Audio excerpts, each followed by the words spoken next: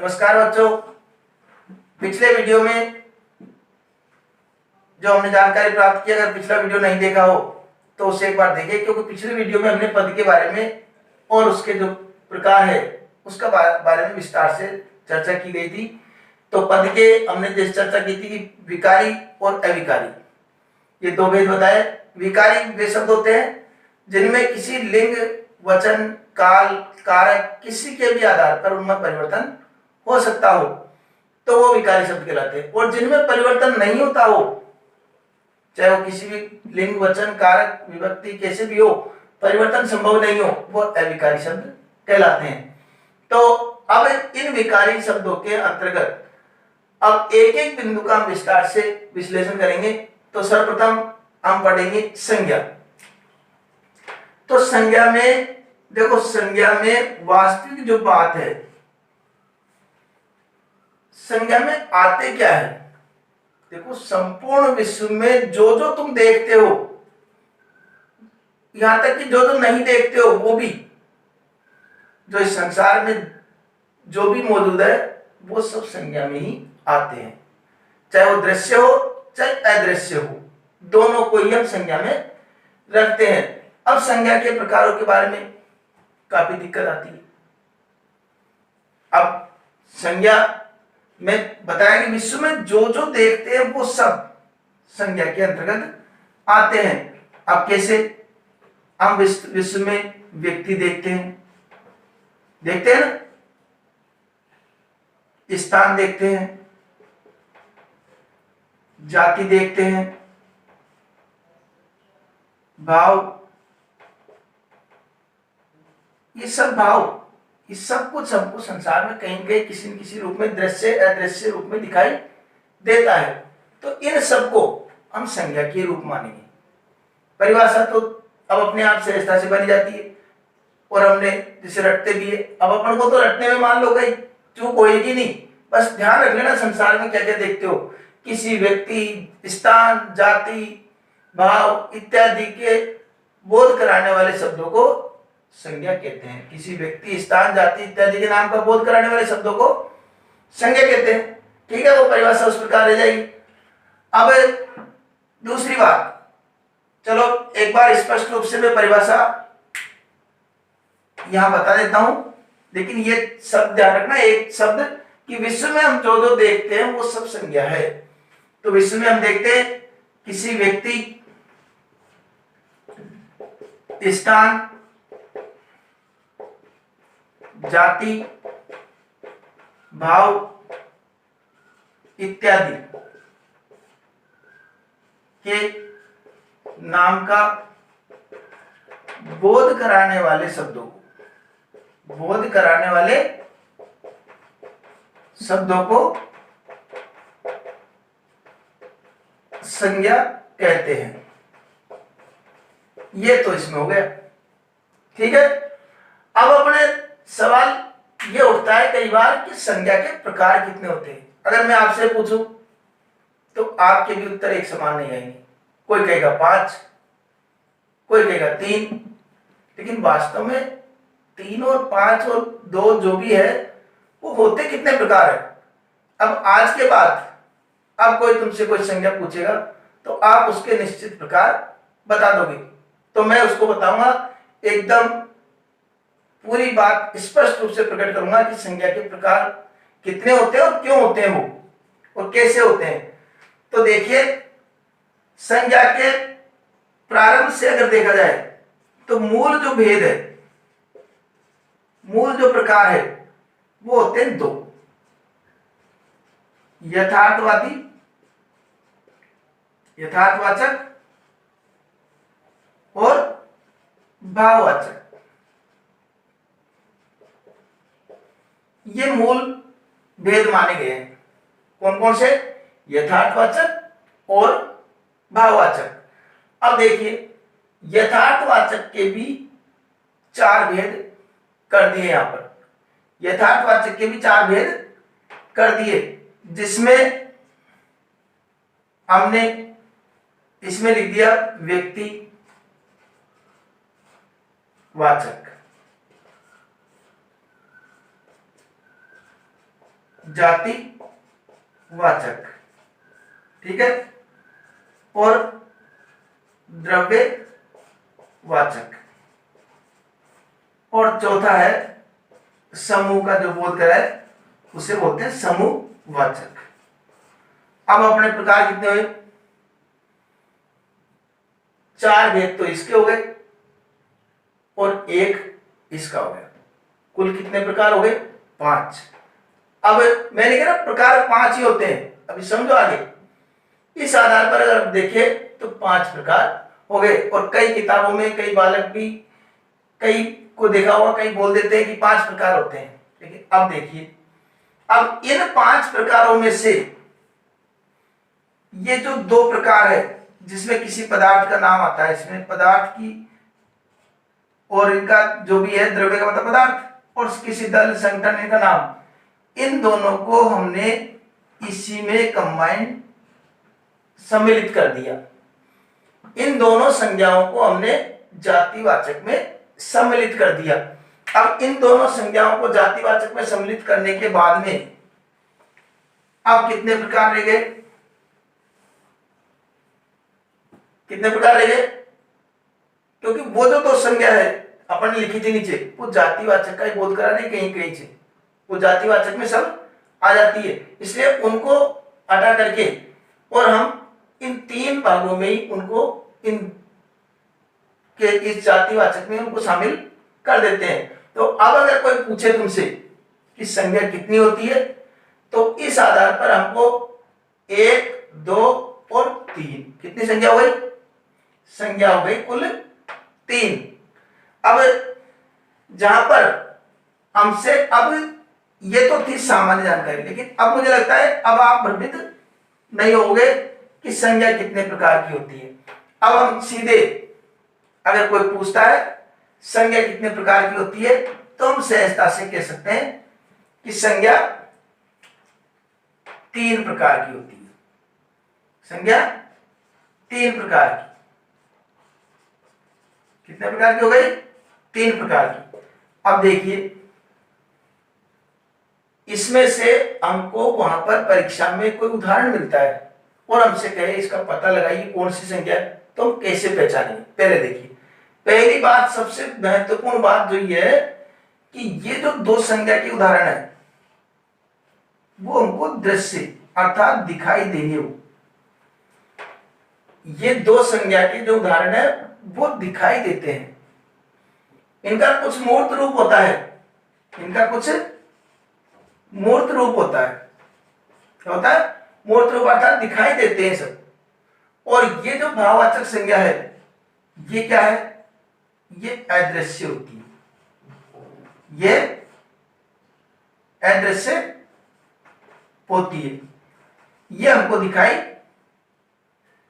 नहीं देती है। ठीक है, अब ये हमको दिखाई नहीं देती है, कौन सी? भाववाचक संज्ञा के उदाहरण।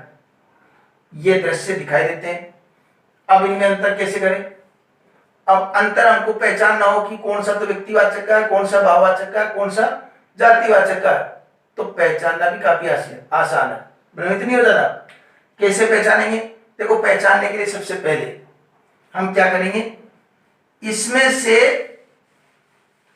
एक चीज व्यक्तिवाचक, इसका एक बार स्क्रीनशॉट ले लो क्योंकि ये परिभाषा और ये मैं मिटा रहा हूं अभी, ठीक है ना? तो ये हमने ले लिया। अब इसको मैं एक बार पूरा विस्तार से बताता हूं कि कैसे हमको इसको पहचान करनी है। हमने संज्ञा के प्रकार कितने माने?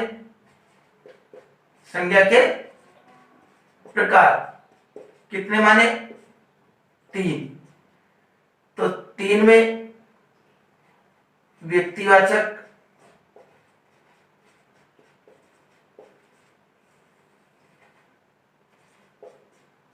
जातिवाचक,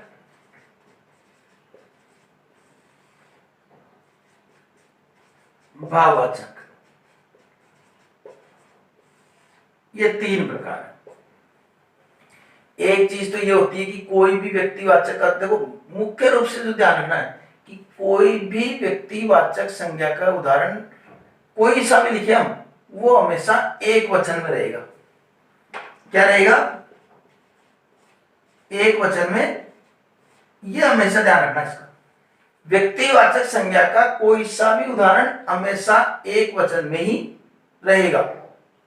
ये पहचानने के लिए विशेष बिंदु, ये पहचानने का सबसे बड़ा आधार रहेगा कि व्यक्तिवाचक संज्ञा का कोई सा भी उदाहरण हमेशा एक वचन में ही रहेगा।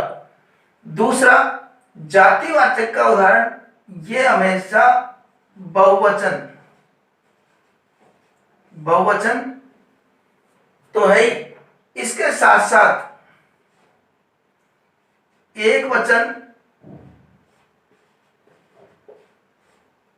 के वे शब्द जिनका बहुवचन बनाया जा सकता है।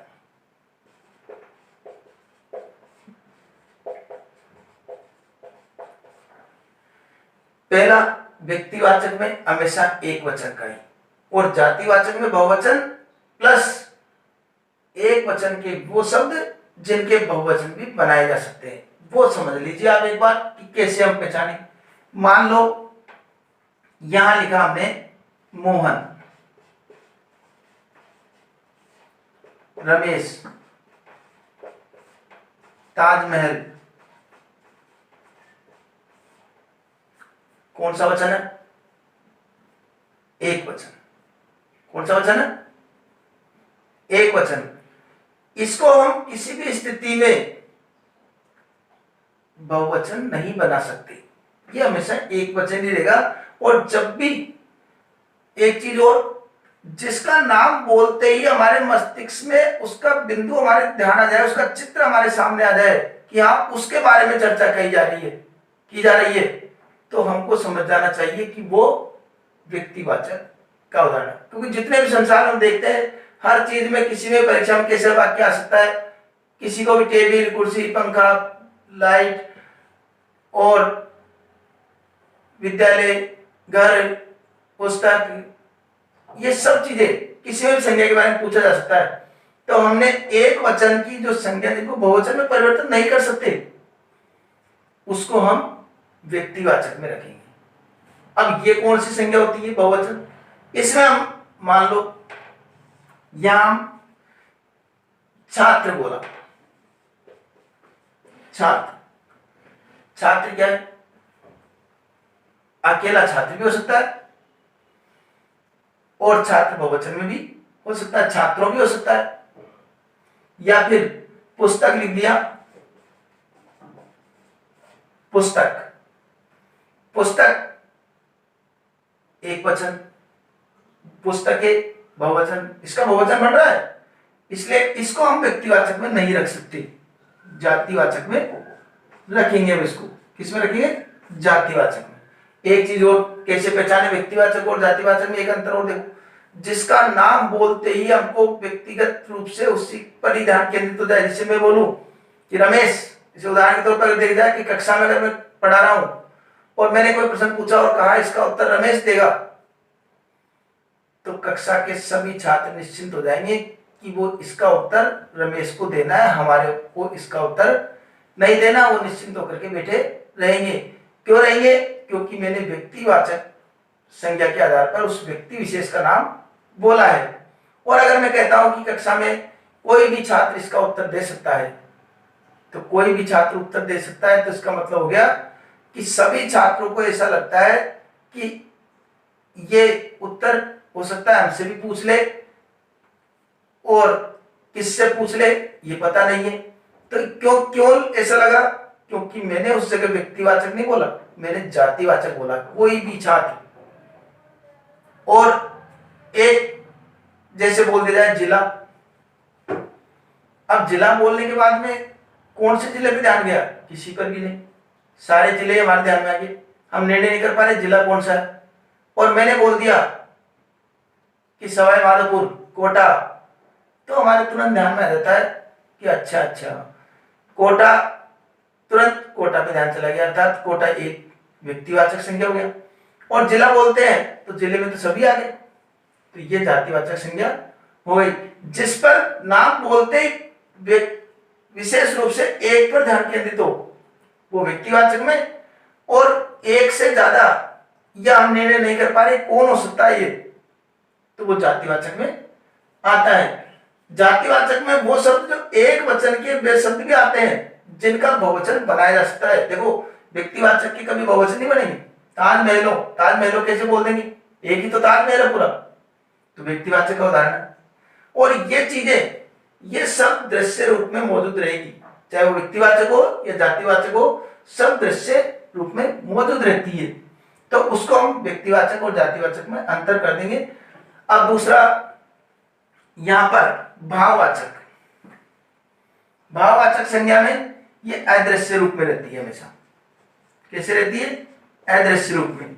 जैसे हमने लिखा मानव, मानव तो क्या हो गया, मानव क्या हो गया, जातिवाचक संज्ञा।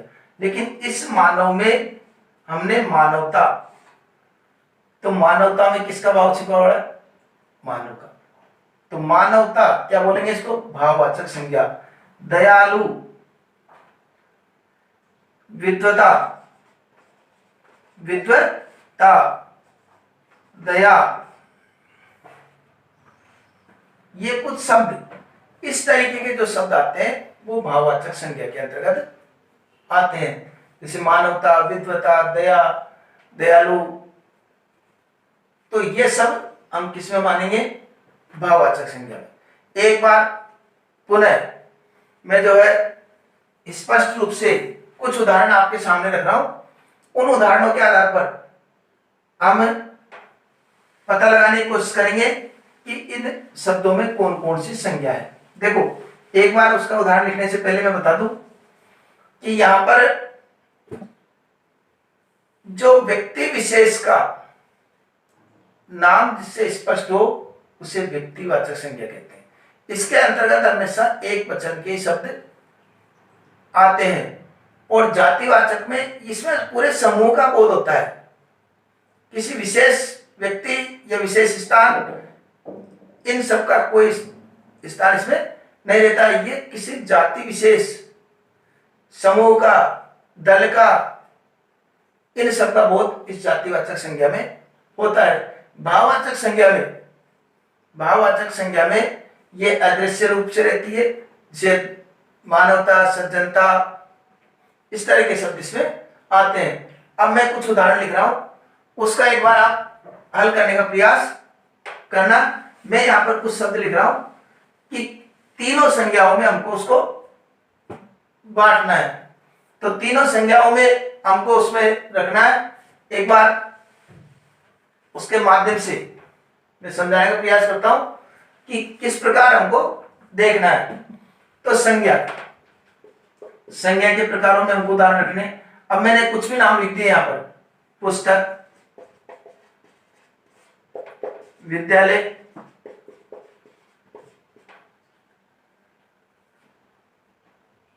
और जयपुर, राकेश,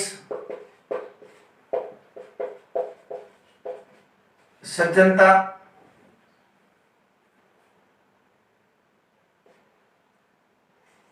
हिमालय, कुछ भी नाम, दरवाजा,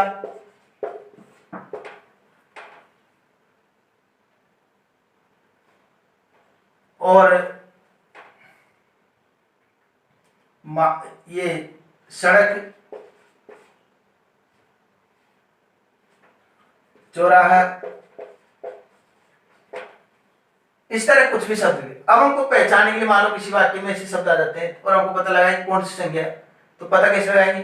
देखिए सबसे पहले पता लगाने का, पुस्तक, पुस्तक में ये तय नहीं हो पा रहा है कि कौन सी पुस्तक। अगर पुस्तक का नाम देते, मान लो क्षितिज दे दे, सृजन दे दे कि सृजन पुस्तक, या केवल सृजन, तो हमारा उस जगह व्यक्तिवाचक हो जाता है। लेकिन पुस्तक में स्पष्ट हो रहा है कि पुस्तक तो सभी है, हिंदी की है, गणित की है, अंग्रेजी की, किसी की पुस्तक हो, तो ये सब समूह का बोध करा रहे। जातिवाचक, जाति विशेष का बोध कराई, एक से ज्यादा पर हमारा ध्यान जा रहा है, तो इसलिए इसको बोलेंगे जातिवाचक संज्ञा में रखेंगे। किसमें रखिए?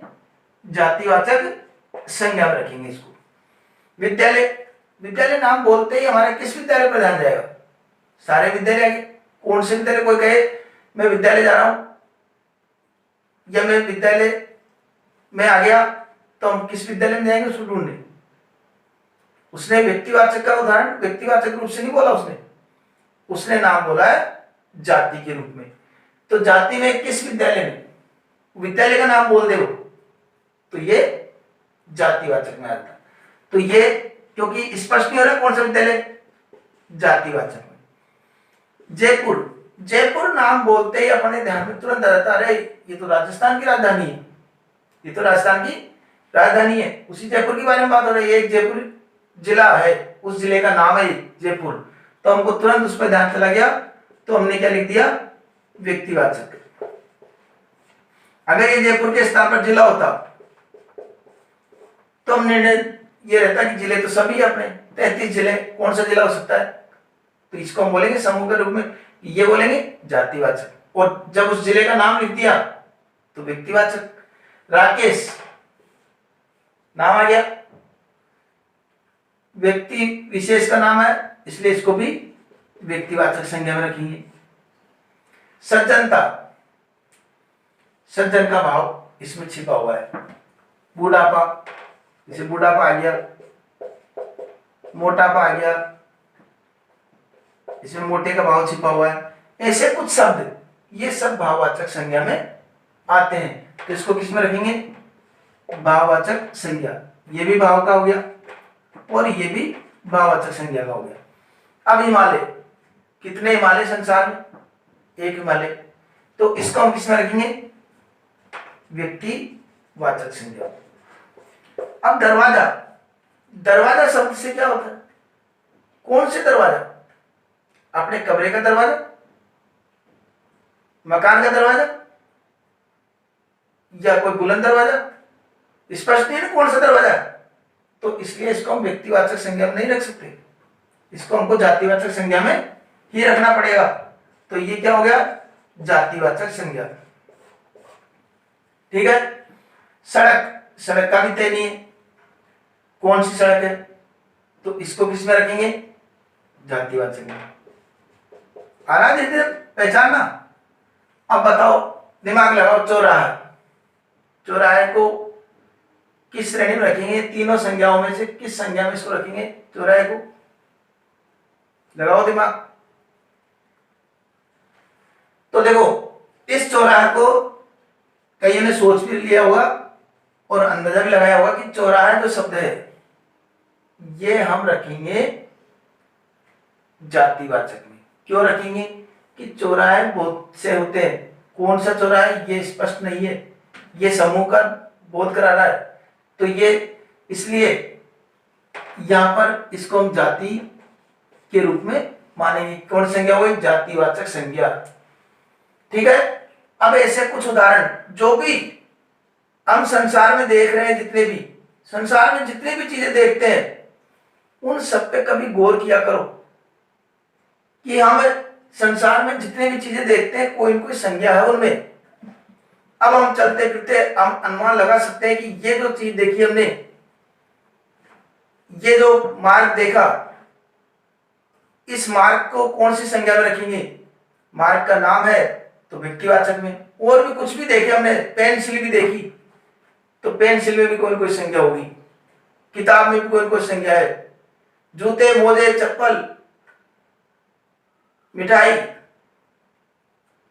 और खाने पीने की सामग्री, पहनने की, ओढ़ने की, ये सब चीजों में कहीं न कहीं कोई न कोई सी संज्ञा रहती है। हम उसका पता लगाए कि संज्ञा कौन सी है उसमें।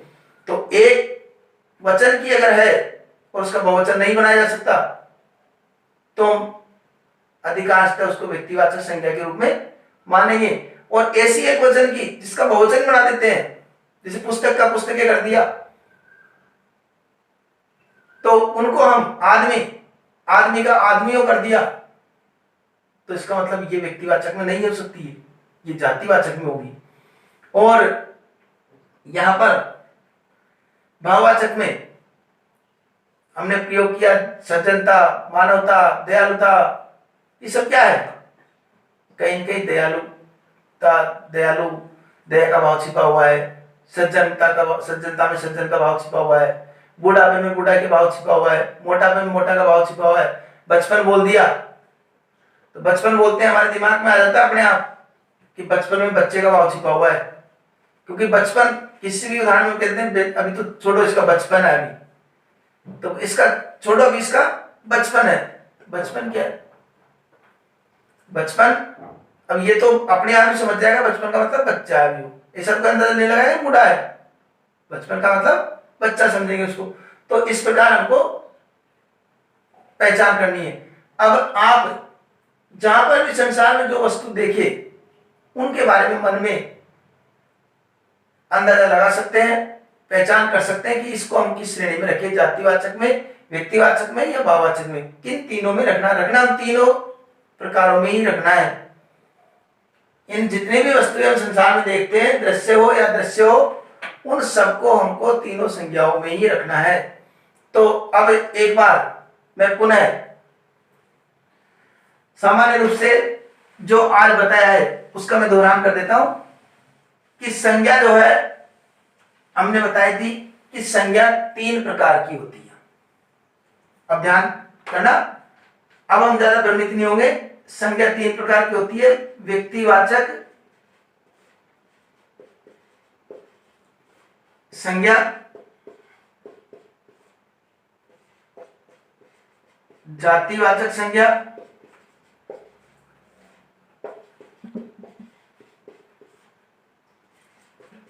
भाववाचक संज्ञा। ये 3 प्रकार होते हैं संज्ञा। अब ज्यादा भ्रमित होने की अपन को आवश्यकता नहीं पड़ेगी, सीधे हम लिखेंगे जातिवाद। तीनों प्रकार लिखने के बाद में इनके उदाहरण हम समझ गए, जिसको बोलने के बाद किसी व्यक्ति विशेष पर एक पर ध्यान जाए या जो एक वचन की शब्द हो उसे हम व्यक्तिवाचक संज्ञा में रखेंगे। और एक वचन का भी शब्द है लेकिन परिस्थिति अनुसार उसको बहुवचन का बनाया जा सकता हो, ऐसे को हम व्यक्तिवाचक में नहीं रखेंगे, उसको जातिवाचक में रखेंगे। भाववाचक में ये अदृश्य रूप में रहती है और इसमें जो भी उदाहरण आएंगे जैसे सज्जनता, तो सज्जनता ये दिखाई नहीं देती, ये महसूस होती है, या सज्जनता का भाव, उसमें सज्जनपन का भाव छिपा रहता है। बचपन, मोटापा, ये भाव होते हैं, ये कोई वस्तु नहीं है।